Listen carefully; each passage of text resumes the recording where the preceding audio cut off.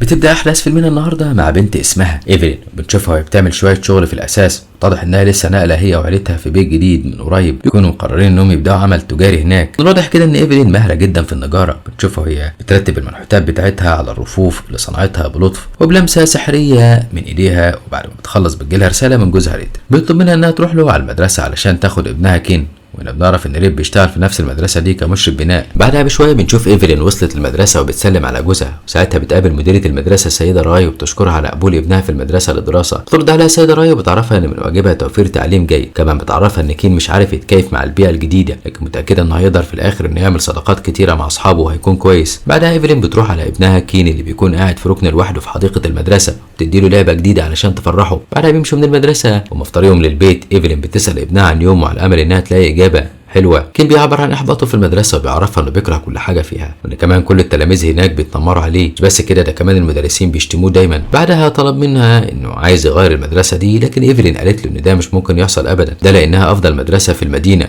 وبعدها بتهون عليه وبتعرفه ان دي مرحله وهتعدي، في الاخر هيقدر انه يكون صداقه جديده وهيكون طالب شاطر. تاني يوم في البيت كانت ايفلين بتعمل مكالمه مع مامتها، وفجاه ان جرس الباب، ولما فتحت لقيت صديقها الروحاني الاخرس اوريا هو اللي كان على الباب. ساعتها ايفلين من غير ما تضيع وقت بسرعه استقبلته ورحبت بيه ودخلته بيتها الجديد. وبدا اوريا يفحص المكان، علق حاجات غريبه عليه. بعدها خرج مجموعه بطاقات وبدا يتنبئ لها بمستقبلها، وبيعرفها في الاول ان جوزها هيجيب لها فلوس كتيره جدا ودي حاجه هتفرحها. لكن بعد ما يختار بطاقه تانية بيعرفها ان العيله هتقع في مشاكل قريب، واثناء هم مشغولين بكلامهم بيوصل ريد وكين على البيت. وساعتها ريد بيعرف ايفلين ان ابنهم كين كان بيتخانق في المدرسه، علشان كده توافق عن الدراسه لمده 3 ايام. بعدها بيتكلم معاها على انفراد وبيسالها عن اسلوبها في دخول شخص لبيتهم، بيقول لها خصوصا ان الشخص ده عنده قدرات نفسيه. تعرفوا ايفلين انها عايزه اوريا يبارك لهم البيت بس. بعد ما تخلص حوارها مع جوزها بتطلب ايفلين من اوريا انه يجي لها الاسبوع الجاي علشان تاخد منه البركه، وساعتها اوريا بيوافق. بالليل ايفلين وريد بيتكلموا مع بعض وبيكونوا قلقانين جدا على مشاكل ابنهم ريد. بيقول ان مدير المدرسه تعب من تصرفات كين،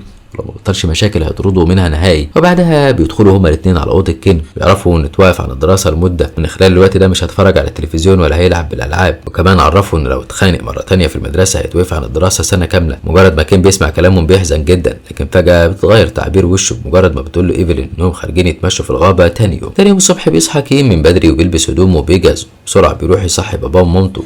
بيروحوا من الثلاثة الغابة بيستمتعوا بوقتهم كعيلة. ولما بيتعمقوا في الغابة أكتر ريد بيوقف مراته بيسلمها ظرف بيكون بيحتوي على مبلغ لمشروعها الجديد. ده طبعا بيخلي ايفلين متحمسة جدا وبتفرح وبتشكر جوزها على معاملته اللطيفة. ساعتها بياخد بالهم ان ابنهم كين مختفي، بيخافوا جدا وبسرعة بيدوروا عليه. بعد فترة بيلاقوه واقف قدام باب شكله غريب جدا، وبيكون الباب ده واقف من غير ما تكون حاجة سنداه، وكمان مربوط بسلاسل ومسامير. كين بيبصله بنظره فضوليه، ومن الواضح انه منجذب فعلا للباب. ساعتها ريد وايفلين بيكونوا مستغربين جدا ان ازاي الباب ده ظهر في وسط الغابه كده، على الرغم من شكله اللي يخوف. لكن ايفلين باعتبارها نجاره بتهتم بالصناعات الخشبيه والتحف، بتقترح عليهم انها تاخده معاها البيت علشان تجدده وتعمل له عمليه ترميم واعاده تصميم لبيتها. ساعتها ريد كان متردد شويه في الاول، ده لان الباب كان متوسخ وممكن يكون فيه حشرات، لكن من كتر ما ايفلين كانت مصره وافق في الاخر. بعدها حطوا على عربيتهم وخدوه على البيت. وبعد شويه بقى بنشوف ايفلين مش بتضيع وقت، بدات تجدد الباب باستخدام مهارتها، وده بيستمر ل3 ايام وهي بتصنفر في الباب وبتنضفه، وكمان لونته علشان يبان انه جديد، لانهم كانوا مخططين يشتروا باب لخزنتهم. ومجرد ما بتخلص ايفلين تصليح ريد بيركبه على طول على الخزنه.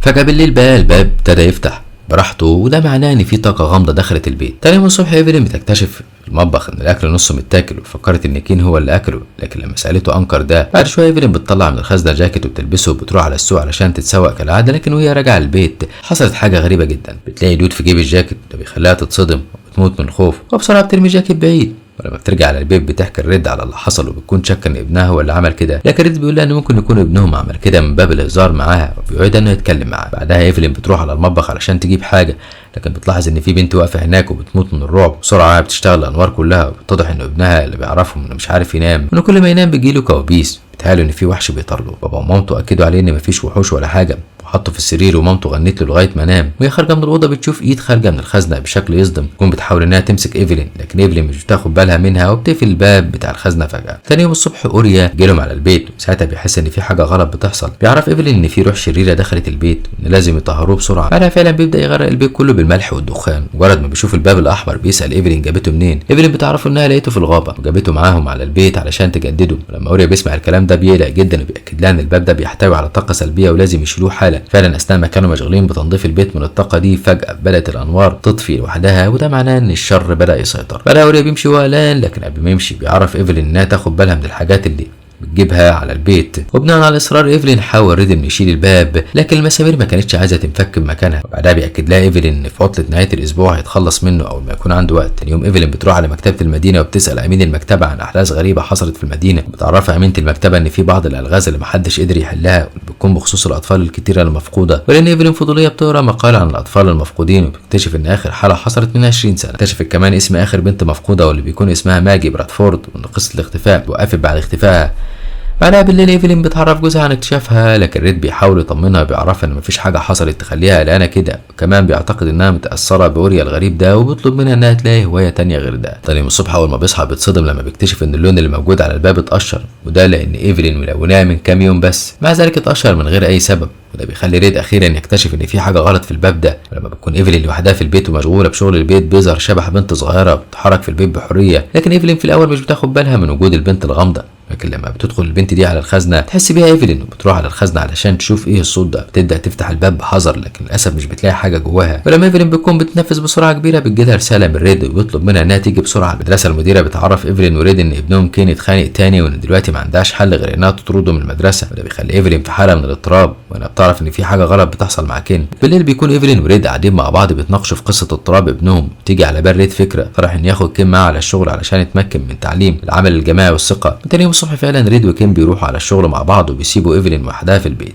اثناء شغلها بالصدفه بتشوف مجموعه من مقالات الاخبار حوالين الاطفال المفقوده. بسبب فضولها برضه بتقرر تزور السيده برادفورد مامة ماجي اللي كانت اخر طفله اختفت من 20 سنه. اول ما بتعرفها ايفلين انها لقت في الغابه الباب المخيف وخدته على بيتها بتتصدم. هنا السيده برادفورد بتعرفها انها غلطت غلطه كبيره لما خدت الباب على بيتها. في الاثناء دي بيكون ريد خلص شغله بدري وبيرجع كين على البيت. بيكون ايفلين لسه عند السيده برادفورد وبدات تكشف لها عن قصه الباب الملعون، لها ان من سنين كتيره فاتت كانت بنتها بتزور بيت مهجور، وكان في ناس كتيره بيعتقدوا انه بيت ملعون. ساعتها حذرت بنتها ماجي وقالت لها ما تخاطرش وتمشي حوالين البيت ده، لكن ساعتها البنت انجذبت للبيت بشكل غريب جدا واستمرت في زيارته كتير لغايه ما في يوم من الايام اختفت وما شافتهاش تاني. بما ان في اطفال كتير اختفت في الوقت ده قررت السيده برادفورد انها تاخد الامور بشكل جاد، وخدت جراكن كتيره من الكريسين وحرقت بيها البيت كله علشان توقف الشر ده، لكن للاسف الباب ما اتحرقش. ساعتها قررت انها تاخده تدفنه في الارض على عمق 8 اقدام، وبرضه ما نفعش والباب ظهر مره تانية وفي مكانه كانه عايز حاجه. منها ما بقاش عندها اختيار تاني، اضطرت انها تلف الباب بسلاسل وتسيبه لغايه ما يعفن في الغابه. من ساعتها ما فيش اي طفل اختفى تاني، لكن دلوقتي بسبب اللي عملته ايفلين رجع الشر من تاني. ساعتها بتيجي رساله بقى على تليفون ايفلين من جوزها بيعرفها فيها انه وصل كين على البيت دلوقتي، وبسرعه ايفلين بتجري على البيت وهي خايفه جدا. كمان ريد بيوصل في نفس الوقت. بيدخلوا للبيت لكن للاسف بعد فوات الاوان لان الشر كان اخذ ابنهم كين، وبعد وقت قصير بتوصل الشرطه على البيت لكن ما قدروش انهم يعملوا حاجه. بعدها بنشوف ايفلين بتجيب اوريا للبيت واللي بيعرفهم ان لسه في فرصه يرجعوا ابنهم تاني، لكن لازم يحصل ده بسرعه ولا ابنهم هيكون جزء من العالم السفلي للابد. بيطلب ريد انه يرجع الباب للمكان اللي جابوا منه، وده علشان يقدر انهم يعملوا الطقوس سوا مع الروح اللي خدت كين. بتكون ايفلين يائسه جدا من انها ممكن ترجع ابنها، لكن ريد بياخد مطرقه تقيله جدا واخيرا بيرجع الباب لمكانه الاصلي. بعدها بنشوفهم هما الثلاثه في نفس المكان، ومن غير ما يضيعوا وقت يبدا يقرا الطقوس وبيحاول يستدعي الروح. بعد فتره من الوقت اخيرا بيقدر يتمكن من الاتصال بالبوابه بتاعت امبوسا وبيطلب منها انه يقابل سيدها. في الاول امبوسا بترفض وعرفته من سيدها مشغول مع الاطفال، لكن بمجرد ما اوريا بيعرفها ان ابو كين مستعد للصفقه معاه وافق على طول يقابله. وساعتها المكان كله بقى ضلمه، ولما اوريا ولع الفانوس شاف مجموعه اطفال شبه الاشباح واقفين قدامهم، بس فجاه بيختفوا الاطفال دول. الباب بيتفتح على الرغم من خوف ريد وايفلين واوريا، لكن دخلوا من الباب لقوا نفسهم قدام الروح الشريره وش لوش. بدات المفاوضات بينهم، وايفلين وريد قدموا نفسهم للروح الشريره، لكن في الاخر الروح الشريره بيرفض يديهم ابنهم، وده لانه بيحب الاطفال اللي بتخاف علشان بيخلوه ينمو اكتر، وان كين بيكون ممتلكاته المفضله. بعدها بيسالهم اذا كانوا على استعداد يسببوا معاناه للناس التانيه في مقابل ان يرجع لهم ابنهم. ساعتها بيوافقوا هما الاثنين، بيطلع لهم الشيطان عقد فيه شروط كتيره واحكام. مجرد ما بيوقعوا عليه هما الاثنين بيخرج كين من العالم السفلي، اخيرا بيتلم شمل العيله من تاني. لكن ساعتها اوريا بيحذرهم انهم لازم يوفوا الصفقه اللي بناء عليها مضوا العقد والا هيعانوا من العواقب. بيقول لهم كمان انه هيهرب من المدينه وهم كمان لازم يعملوا كده. تاني يوم ايفلين وكين لموا حاجتهم وسابوا المكان ومشوا. اثناء دي قرر ريد يقعد كام يوم علشان عنده حاجه مهمه يعملها، وبعدها هيبدا في تجديد باب الشر وتصليحه من تاني. ركبه في مكان ما في المدرسه، وقبل ما يمشي بيسلم مفتاحه للمديره رولي.